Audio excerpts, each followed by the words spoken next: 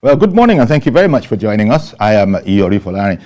It looks like we are all set, or at least we should be all set for crucial primaries that are coming up. And let's talk about that. Yesterday, you recall that we were speaking with, chieftains, a chieftain of APC, and he was saying that all was not as well as it could be in the party. In fact, he went as far as saying that very few people know what's going on anymore in the APC. Okay, we'll continue trying to find out exactly the state of affairs. Now, last week we did have Honorable Ayobami Oyalowo on the program. That was last week as an aspirant for the House of Representatives on the platform of APC. Now, that was last week. Between last week and now, we're going to be having Honorable Ayobami Oyalowo. But now, he has to be described as a former aspirant, having pulled out of the race. Good morning to you, Honorable Ayobami Oyalowo. Good morning, Uncle Yori. Thank you. How are you today? Very well, thank you. Thank you for making time for us.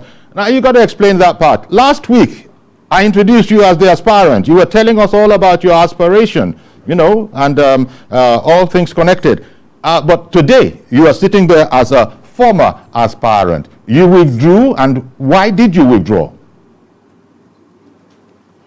Like the letter I wrote states clearly, we initially were 9 aspirants on from my constituency, and the party leaders mediated, spoke to a lot of us, all of us individually and some collectively.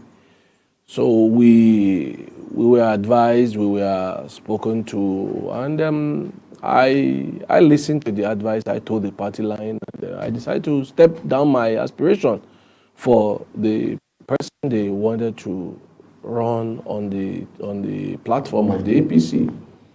I decided to do what I thought was right in terms of respecting the party by listening to them and not making any fuss. Although I think two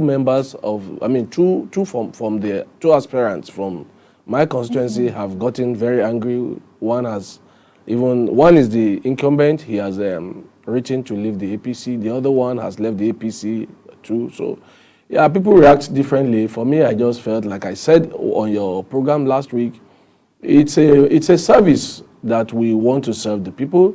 And if we can serve in this capacity, there are always other opportunities. There are always other places where we can serve. So for me, it's not a do or die affair. I believe service to the people should be without unnecessary rancor.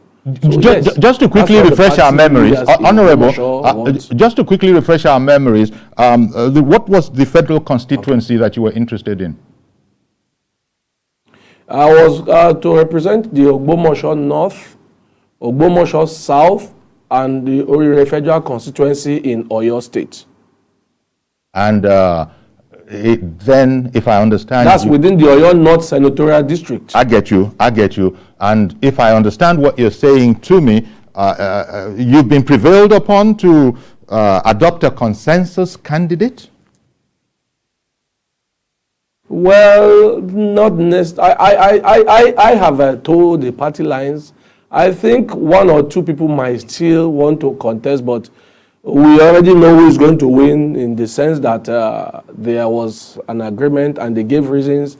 Whether the reason is good enough is not for me to say here, but I have accepted their decision, and I believe whoever will emerge, we already know, and that is, hopefully the party will win the general election. That's what matters on the long run. Indeed. Are you at liberty to, in the interest of sort of knowing what's going on, to share the reasonings behind? Because, as you know, in a different context, talking about the presidential contest, Asiwaju's team is, solidly against, if I can put it that way, this whole matter of consensus that that's not fair. Let's go to the field. So, but on this particular level, what were the reasonings advanced by your party that you are loyal to and are saying that the most important is for them to win? But what was the reasoning?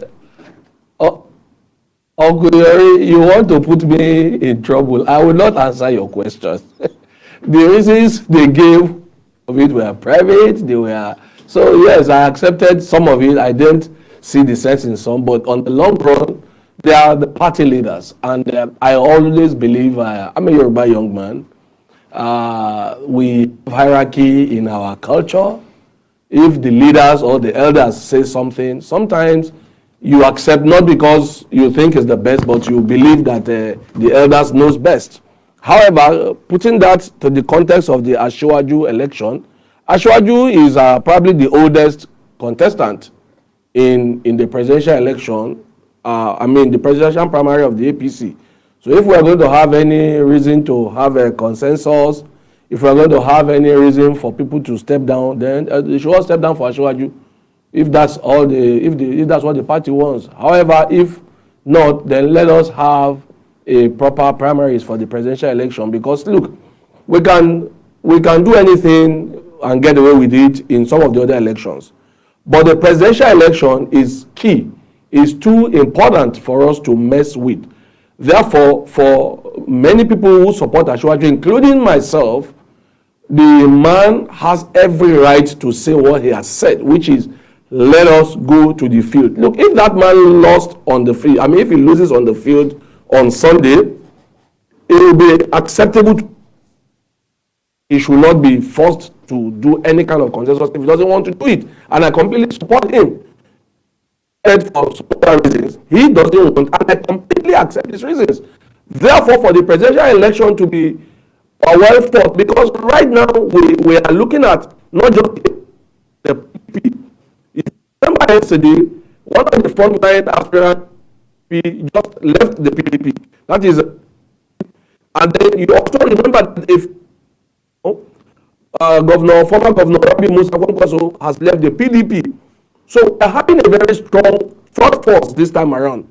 Therefore, for the APC to stand NHR in the incoming election, we must have a candidate that is you describe as the candidate to beat. And to be honest with you, this is without any disrespect to anybody. Asiwaju Bola Ahmed Tinubu is that man to beat. So if the APC wants to truly stand it of winning this election, we have no ways about it. Let us go for a primary that is transparent. And if Asiwaju now lose the election, which I believe we will not, but let's, for the sake of argument, say he lose, then you will be able to call him to support the winner. But if you do anything that you call Kolokolo Yoruba or Nigerian parlance, it will not be palatable to now ask him to support. And it's not supporting whoever wins our primaries. I tell you, I kid you not, the APC will lose disgracefully. To make this very good for the APC, asking to be anointed, is not asking to be imposed, is not asking to be foisted on the party for a transparent primaries. And for me, that is democratic enough. I stepped down because I don't want to continue, maybe for some other private reasons. But if you want to go on, why do you want to stop them? You have the right to. You know, Honorable Oyalowo, a word we've heard, in recent times in connection with the APC is the shenanigan. Members have complained that, look, there are all sorts of shenanigans going on. And so I was going to ask you in that connection, you said that here you are, you're a loyal APC member. You've been prayed, they've asked you, to, behave as a party man, and indeed you've done that by what you've just told us, that you've pulled out of the race. It might not have been entirely satisfactory, but you've done it in order to be a good party man. I wanted to ask you what you think the current situation says about the leadership within your party, because it's from there that we're even going to come onto the outside. So the ability of the party to produce leadership for the nation. But first of all, let's stay within. What's your idea about the leadership? But Having this chat with Honorable Ayobami Oyalowo, former House of APC, House of Reps aspirant, as we started off by saying, he was on this program last week, and that was indeed how we introduced him, because he was indeed that, an aspirant, hoping to represent the Ogbomoso North, South, and Orire federal constituencies. But he said that things have changed. They say a day is a long time in politics, and so things have changed. We were having this conversation with Honorable Oyalowo. He has conformed to the elders within the party, but I got the impression that it's not as if he was entirely satisfied with everything, but there are costs to being a good party man. So that's the way we got to. But I was then asking Honorable Oyalowo, now what does this say to you? Can you share with us? There's one aspect you said, no, I'm not going to answer that one. Okay, but this one, what does it say about the leadership within the party, your party, especially that these leaders are the people who are midwifing, from the point of view of the APC, the next president of the country and other important leaders? What does it say to you as a stakeholder and an insider, sort of? Uncle Yori, I must say that this is their first test. It's their first litmus test. We must remember they just came into the office barely 2 months ago, and we know how difficult it was to get them. A few of us had to pick up the gauntlet and fight the established powers, especially the caretaker committee that was trying not to leave office. So I want to say that maybe it's taking them a while to be able to put their act together. However, feelers this morning says they are doing the screening. Feelers we got is that the NWC is going through all documents submitted, and also they already have a security report on all the presidential aspirants. We thought we had 25, but from what the chairman said on BBC Hausa, I think he said 28, so that's a bit confusing. But from what we understood, we heard that they are having a screening right now, and that means maybe if they now have questions, they might invite them individually or whoever they have the questioning session with. So we want to believe that they are working on the ground. We want to believe that the presidential primaries to elect the candidate will still hold as scheduled on Sunday. So we don't want to create any unnecessary hitting of the polity, as it were. So I want to give them the benefit of doubt, even though I believe we are walking a very tightrope, especially considering the time. If you saw what has happened over the week in the PDP primaries, we could see all the drama. We saw some boxing matches. We saw a lot of parallel congresses and elections being held yesterday on the news. A lot of primaries were held and it was parallel. So we are hoping that our own party leaders have seen all this and they are learning, because you don't want to win an election, a general election, that can easily be removed by the court. The issue of Zamfara and Bayelsa is still very fresh in our memory. So let us hope that the leaders are doing what is right by the party, because for some of us who have sacrificed so much, it will be a disaster. It will be very painful. Our sacrifice will have been a waste if the people in charge of our affairs will allow their selfish interest to override the common good. I didn't want to create unnecessary issue. I believe that, yes, I have a right, I have an interest, but my interest cannot override the collective good. So I did what I thought was right. So I believe the chairman and those at the National Working Committee will also learn to do what is right by the party. If they do anything that will jeopardize the party, it will be a disaster that some of them will live to regret for the rest of their lives. So we believe that they will do what is right. So let's take the word of the chairman from the interview he just granted yesterday, that everything is still moving according to plan. Well, everything is moving according to plan, but unfortunately, it would seem, maybe I shouldn't edit out that, you remove the word unfortunately, it would look as if within the APC, they know their own business, they are keeping the consensus hope alive, which is worrisome, because not everybody is down with that, as people say locally. And so let me butt in here. Yeah. You know that by the electoral law, the Electoral Act, a consensus can only be achieved if everybody signs and writes and signs that they have agreed to the consensus. I hope you are aware of that. Therefore, you cannot force a consensus by the new Electoral Act that has become a law. So we are not afraid of any backyard movement. Even if they want to do consensus, then every member of the party who had purchased the form and has the right to run for the primaries must accede to that. If not, even if we have 28 of them and 26 accept, or even 27 accept, and one does not, then automatically there must be primaries. So they can't force anything that is not out of the law. So we're not afraid of any of that subterranean move. So I believe they are aware of the law and they will live by the law.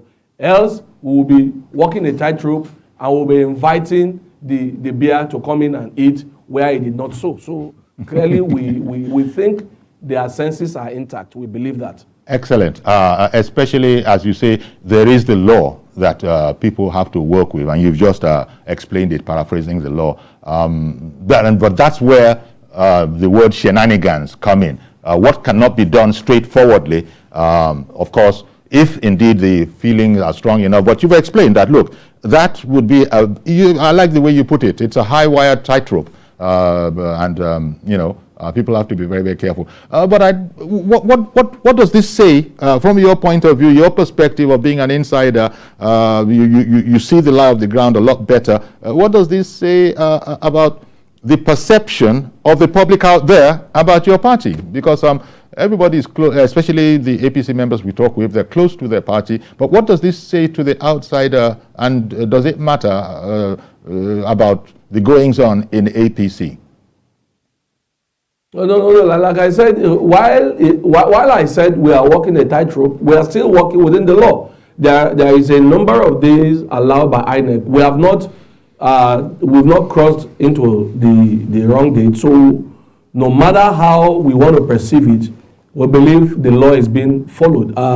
As from tomorrow, there will be election for the Senate, then the House of Rep, the governorship, and the House of Assembly. And by this morning, we already had names of people to conduct those elections. So I believe that they are doing what is right, and then I believe they will get it right. So yes, the people have a right to be anxious because whatever happened in the ruling party has the potential to have a domino effect in the general polity. Therefore, and I also think because the people running the party understand that, then they will do what is right. So yes, it's a challenge here and there. It's tough. Like I said, we're walking a tightrope, but I think we will cross the Rubicon without shedding any blood, hopefully. Well, metaphorically speaking, of course, I'm sure. Yes. Metaphorically speaking. Yes. I mean it metaphorically, yes. Oh, okay. Metaphorically, yes. That is with some... that's what I mean. By we walk the Rubicon without shedding any blood, hopefully. Okay. So it's a question of... the question I would have asked is how ready do you think? But what you've said is that, look, there are strictures. There is a whole regulation, a timetable. So ready or not, you will go ahead as the party has to go ahead, ready or not. But you probably rather have it as ready, meaning that everybody in the party is on board. Nobody is feeling, isolated. Nobody's been sent to Coventry, so to speak. In short, you have the kind of family vibe that the recent word shenanigans has been intruding in upon. That would be the ideal. But ready or not, these primaries will go ahead. The primary must go ahead because, like I said earlier on, there is a time frame and we can't go out of that time frame. Our opposition are already rounding off, submitting names, and I believe all things being equal, as it is written in the last amended timetable on the 24th, by tomorrow our primaries begin, and by Sunday it will completely round off with the presidential primaries, so that by Monday names will get submitted and then we will be able to meet the deadline of INEC, and then we can now begin to prepare for the general election. Okay. So there's no problem. All right. Well, I just want to thank you very much, Honorable Ayobami Oyalowo, former aspirant for the ticket of his party's ticket for the House of Reps, but he said that in line with internal consultations, he has withdrawn, and he said he didn't share the information, but he said that everybody knows who indeed the aspirant is going to be. So some sort of a consensus arrangement has been worked out at that level. Perhaps, please put this one. As I said, this morning I just heard I have to refer to him as a former aspirant. The first time we spoke with him days ago on this program, he was an enthusiastic aspirant, hopeful of his chances. But as he was just explaining in the first half of the program, things happened, and he has, I don't know if I should insert the word voluntarily, but he has withdrawn his candidature, and he said that is just towing the party line and being a good party man. I guess you can imagine the rest, because it didn't seem as if he was really pleased with it all, but there is the discipline, political discipline, I imagine. Now, okay, so away from all of that, therefore, you understand that the man you are seeing before you, Honorable Ayobami Oyalowo, should now probably be described as the former aspirant of the party in, for the House of Reps seat in Ogbomosho. So that's that. So thank you for staying with us, Honorable Oyalowo. Now, looking at, shall we say, the big one. Everyone is important. All these elections are important, but looking at the big one, which is the presidential, let's go through something of an exercise. Let me take your views as to the strengths and seriousness of the candidates. As you know, your party has a full field of presidential aspirants. Well, I don't know. The first person to start, originally we even thought maybe it was just a joke, was initially Governor Ayobami of Kogi State, and he has not slowed down, even though initially we all assumed that because the national chairmanship was going to be zoned to the North Central, automatically the presidential candidate should come from the South normally. But he's still in the race, and he looks like he doesn't want to stop. It looks like he wants to go all the way. Then we have the former Governor Akpabio, who has not really been going out so much. We also have in the race former governor and former minister also, Rotimi Amechi, who has done a few consultations here and there.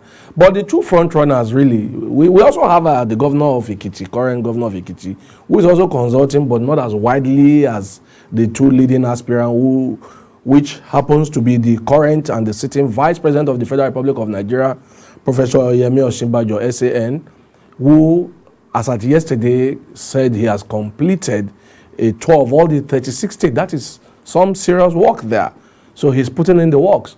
And we also have the candidates, because others are aspirant, like I put them. We have the one that I think is a candidate in waiting, Asiwaju Bola Ahmed Tinubu, who, as I speak with you, should either be or on his way to Ondo right now. He's also about rounding off the tour of all 36 states. I think he slowed down the last 2 days, thinking that they will be invited for the screening. But when they realize that the screening will be done without necessarily they be present, he has continued so that he too can conclude the 36 states. So yes, for me, we have two leading aspirants. We have a few other aspirants. We have a lot of categories people have placed them. Some are just jokers, some are negotiators, some are just looking for relevance, they're all looking for something one way or the other. But the very serious ones are the two leading ones. Then we have the Senate president currently, who looks like a dark horse, but it could be a dangerous dark horse because we've had a lot of stories that I don't want to repeat here because they are still rumors. And I've been trained and told not to give life to rumors, especially on live TV, because people take whatever they hear on air as gospel truth. So we have all these people, but looking at their strength, who has the most structure, who has prepared for this for over 40 years, that man is Bola Ahmed Tinubu. And I'm going to tell you why. When the military president, IBB, that's Ibrahim Badamasi Babangida, did all the Maradona thing in 1993, I was a university student. I was a member of the SDP then. I voted, I canvassed for vote, I worked with the party. That's the SDP party. So I have come to know Governor Bola Ahmed Tinubu since that period. He has been consistent in building structure, in being involved. And then when the despot Sani Abacha took over, we all knew what happened with the Nadeco, with all the shenanigans of killing people who disobey or who were not listening or who are not going to toe the line of drop your ambition for MKO Abiola. Then we all knew that Bola Ahmed Tinubu, who then before then was the chief treasurer of Mobile Producing International, had to run away from the country. Many of them, including Professor Wole Soyinka, had to all leave the country. And we know the man who almost single-handedly sponsored their trip and their stay outside the country. That man is Bola Tinubu. This is a man who has built structures in over 40 years. He's been waiting for this day. So if anybody is going to ask me, I'm going to be honest to my truth, to my heart, that man is the most prepared presidential aspirant and the man who is more prepared, because his 8 years as governor of Lagos State proved to everybody that this guy is not an accident of nature. This guy is not a mistake as an administrator. He's an astute administrator. He is an intelligent administrator. He has foresight. He's a man who knows how to identify, pick, and use the best talents available. Every other person, some of them have been governors, some of them have been ministers, some of them have been so many things, but none of them come close to this man. So if you tell me who is our best chance of winning the 2023 general election, I will tell you without thinking twice that that man is Asiwaju Bola Ahmed Tinubu, because his name says it all. Asiwaju, he leads, others follow. That is my own truth. That is what I think, and I hope that the party does what is right by him. Let us have a proper primary election to elect who will fly the flag of the APC come 2023 when INEC will conduct the general election. Talking about shenanigans within the APC, over the years, there have always been issues, as there will be in any family, about quote unquote internal democracy and that kind of a thing. Now, what is your read or your idea as to why your party, the ruling APC, has not been able to be forthright so far on the whole matter of zoning? And that is why you are mentioning some names to me this morning, such as Senate President Lawan, for example. He's not the only one that is out of the conjecture of the gentleman's agreement, or shall we say understanding, that should exist. Now your party has refused, or shall we say is yet to, let me not say has refused, is yet to speak categorically on the matter of zoning, which will sort a lot of problems out and take a lot of people out of the contest within the family. Well, what's your idea as to why that is going on? Let me quickly answer that. Uncle Fala, you need to understand also that some things are not necessarily said. We have already zoned the presidency of the APC to the south when we took the chairmanship of the party from where it used to be when we had the presidency in the north. Then we used to have the president come from the south. So now if we're having the chairman of the party coming from the south, so now if we're having the chairman of the party coming from the north, it beggars belief that we will now pick the presidential candidate from the north. it doesn't work that way. It will not work that way. So I believe that because it is not a constitutional agreement, like you rightly posited now, it's a gentleman's agreement.